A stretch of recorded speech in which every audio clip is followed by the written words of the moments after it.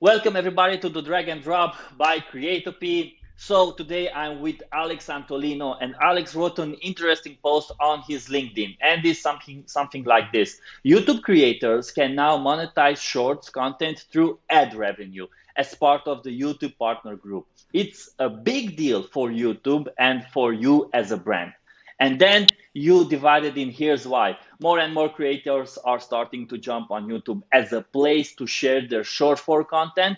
And with the ad revenue, and that was something that really sparkled my eyes. With the ad revenue split now available, TikTok creators are also rethinking their options and exploring starting a YouTube channel. As a brand, this means the short form space is getting more and more crowded. So jump on it now when it's still early. Why is this a big deal for brands? Well, I think it's a big deal for brands because there's this open war now between every massive platform for attention, right? So every TikTok, and so you TikTok, YouTube, and Reels, they're all trying to be the category king of short form video content for discovery, right? Because TikTok created this thing, and now people are addicted to it, and so like other platforms are like losing power on that. So that's why Instagram created Instagram Reels, YouTube created Shorts, and so now they're all trying to like become the platform for that, especially in the US, where like TikTok, is navigating this like uncertainty time where like it might get banned and all of that. So I think it's a great opportunity now to leverage that. Actually, I have friends who actually went from like 40,000 on YouTube to like 300 or like numbers like this crazy in like 6 months or something like that. I actually have a friend who did that. He's amazing, Alastair. His channel is called I'll just drop it later. But it's just so good to see how there's so much reach available for free right now. And yeah, I think that's an opportunity. Now with YouTube jumping into like monetization and sharing like the revenue split from the ads, this is a massive opportunity for like everyone trying to make money out of just the content. Because obviously, if you build your brand through content, you just gonna find ways to monetize it, and you have better opportunities. You have better access to like different things in life, or as a brand, different deals or partners, or like access bigger audiences. But if you can monetize the content, it's already like a good like pathway if you just want to focus on that and just be a creator, right? And so I feel this is one of the things that I've seen between many creators on TikTok, that they're not able to monetize the content.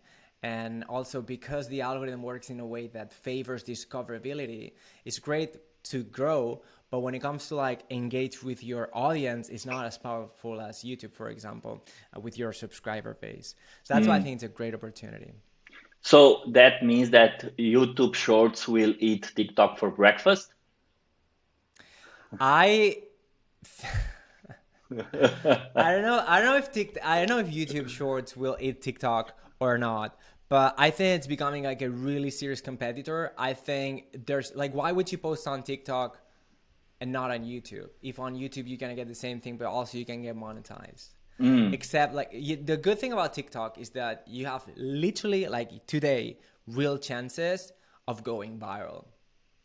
And that's Mm. fact. Like that, it literally happened to me like a month ago. I had like 179 followers on TikTok, Mm. and just posted one piece, got 2 million views, and I'm like 4,000 now over a And week. That happened like over a week. and how do you monetize those millions of views? Like, do you get any leads? Do you get anyone to, hey, I want to work with you, or they are just views? This is the very important, like the most important conversation I think when it comes to like content, organic content. You will like close deals and you will gain new customers with your content, but it's very hard to attribute. And like Mm. that's to my opinion the most important conversation, because that's the reason why companies are not going all in with like organic content and actually investing in understanding how to manage engagement, capture attention, all of those things, because they cannot prove to their boss, hey, this is the report, this is like the leads that we generated. You can't do that. Google or like paid ads on Facebook will give you that, and that's why people are like literally dumping thousands of millions of dollars like in those platforms. Is that more efficient? I honestly don't think so. So I think that is a very interesting conversation. But to me, what's very interesting too, and maybe we have a minute to talk about this, is the big question: like, should a brand monetize the YouTube channel? And I would wonder, like, what do you think about it? Because I've been thinking a lot about this. If you're a brand and you're like, you have like a decent audience, would you want to monetize your YouTube channel and turn it into like a new revenue stream, which we know sometimes if the channel is big enough can be very lucrative? Or would you rather not monetize it, losing that revenue stream, and make sure that you don't have competitors in front of your video displaying ads?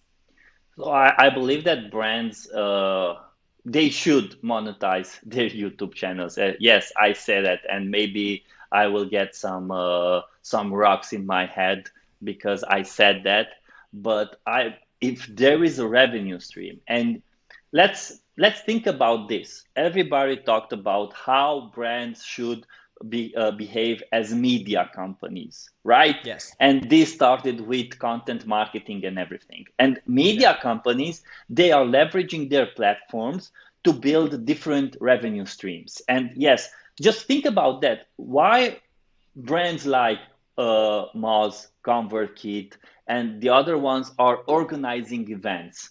Because that's a revenue stream there, and people can pay for tickets, and then they can also connect with different speakers. They can also let's say heard about the news from the product, and it's another revenue stream. So from the YouTube point of view, if you have the entire system on building, creating, connecting, maintaining, converting the platform, why not get some money from that platform too? Because as an entrepreneur, maybe you can think about, okay, that's great because we have this revenue, and that's great because we have this platform. Now how we can double down on it so we can have a media revenue and also a product revenue. Yeah, I'm 100% right there with you, Robert. And actually, I think the reason why a lot of brands don't do that is because there's like this scarcity mindset, or like this fear that, oh, we're gonna get competitors like in front of our YouTube, whatever. Like, I've heard everything. The good thing is like 90% of the brands in the world really suck at content. They're really bad. Mm, Like mm, I have yet to see a big amount of brands that actually know how to engage with their audiences through content and ads. Like there's not many. Like most of them will just like make an explainer video of their product and like put like money and post it, and they expect that like the money machine will start like running. And it sometimes does, but imagine if the video was actually engaging, people actually cared mm, about it. And I think we're in a moment where like there's a lot of skills like engagement management or attention generation, which creators have mastered that these brands don't have in their skill set. They just mm. don't. Their creative teams don't know how to do that. They know how to design, they know how to make copy, and all these type of things, and in a traditional way. But hey, GPT is here to stay. ChatGPT is here to stay. So, what's your advantage? Like all these creators have a new set of skills that are incredibly valuable to capture attention, which, in my opinion, is the currency and the oil that we all run through these days. And your brand don't have that ability, right? And what's happening is like a lot of people, because they don't know how to generate attention, they have to buy it, and it's Mm. getting more and more expensive. And it's a very interesting transition that we're going through from old paradigm and the old advertisement mindset to new ways of like connecting with your audiences through content and conversations. So that was another question that popped in my mind when I was reading your LinkedIn post. So why advertising agencies should be interested in this? Like they should build their brands on the and create those revenue platforms and educate their clients, or they should, oh, that's great. Now we can also pop in and get some ads and get some attention from other creators. Sure. So why is this important in the advertising industry? If you are an advertising agency, let's say you're creating content to promote stuff, right? Why would you not want to understand how people want to consume the content?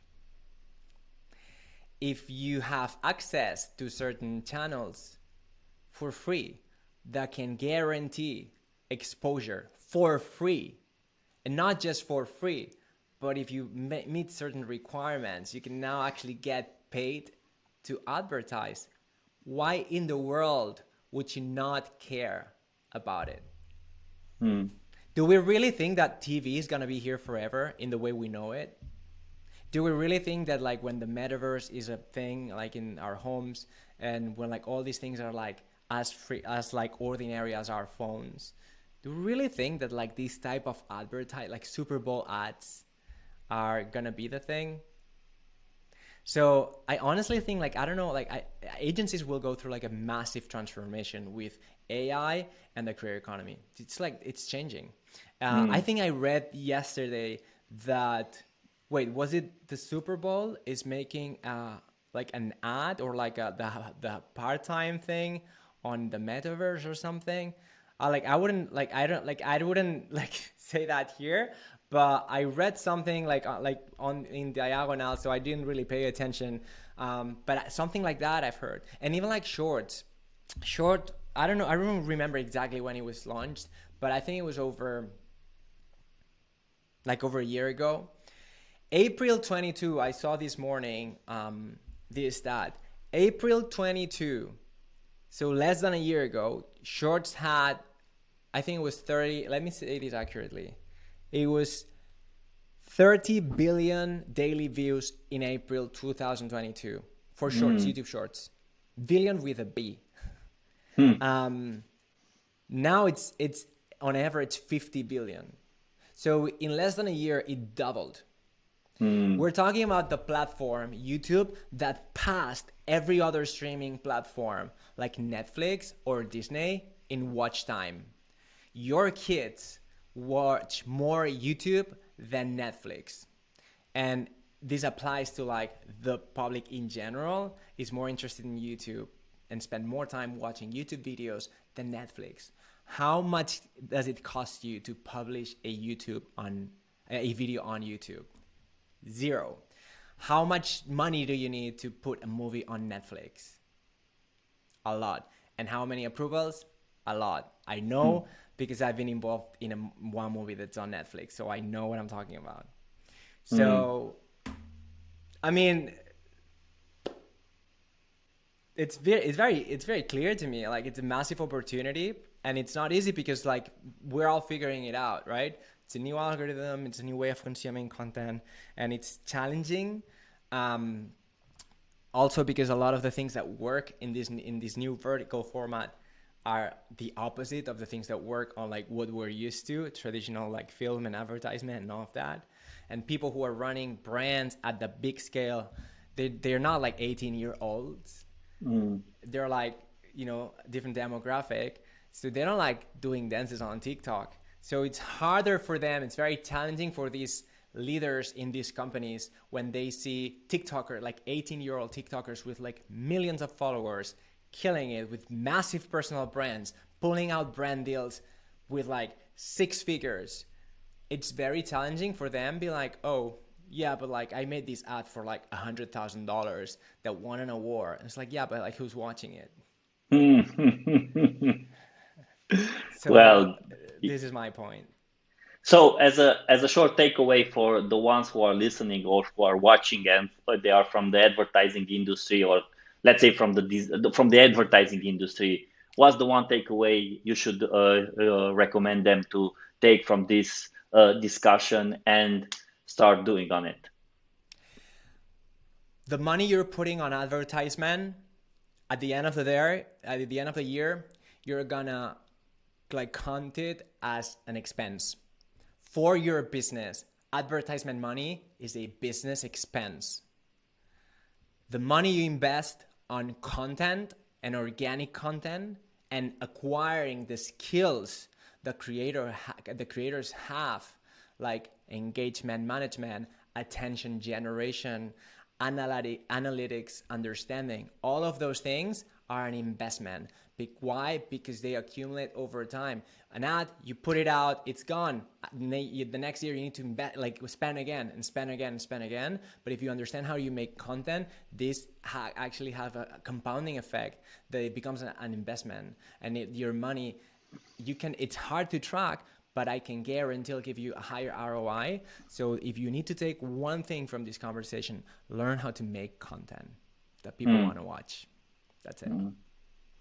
Alex, thank you very much. That was really insightful. And what you just said, it's so somehow challenging for the advertising industry. And I believe that they should start learning how to create content and then start to learn how to distribute content, way more different than just, hey, publishing on Facebook or publishing on Instagram. They should understand the power of attention and know how to leverage the content creation, but also the distribution, organic, paid, and everything. So, Alex, thank you very much. People know where to find you. If you don't know where to find Alex, there will be in the subscription the links to Alex, and just go and follow him because Alex is yes. Okay, say it. If you want to find me on YouTube. I'm growing this channel from scratch. It's going to be a fun journey. You're going to see me build it from scratch, so no advantage point, and it's going to be interesting. And my main focus for this year, it's YouTube. So if you want to follow up the conversation, Alex Antolino at YouTube. I'm saying here, YouTube is the one thing, so I'm like leading by example and focusing on it as my main thing this year. So I'll see you there. Can't wait to be in your process. Thank you very much, Alex. You were great. Bye, everybody. Thank you.